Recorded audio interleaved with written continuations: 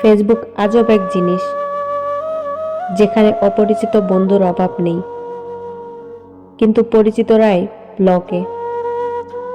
কথা বাড়লে হয়তো মায়া বাড়ে, কথা না বললে কিন্তু মায়া কমে না। একসাথে কোনোদিন থাকা হবে না জেনেও কিছু মানুষ খুব অল্প সময়ে এতটা গভীরভাবে হৃদয় ছুঁয়ে যায় যে তাদেরকে বুকের ভিতর সারা জীবন আগলে রাখতে ইচ্ছে করে। আমি আর কিছু পাই বা না পাই, অন্তত জীবন থেকে একটা শিক্ষা পেয়েছি। চাইলেই জীবনে সবকিছু পাওয়া যায় না। জীবনটা তখন সুখের ছিল যখন বুঝতাম না জীবনের মানে, ছুটতাম না স্বপ্নের টানে, কাঁদতাম না আবেগের কারণে।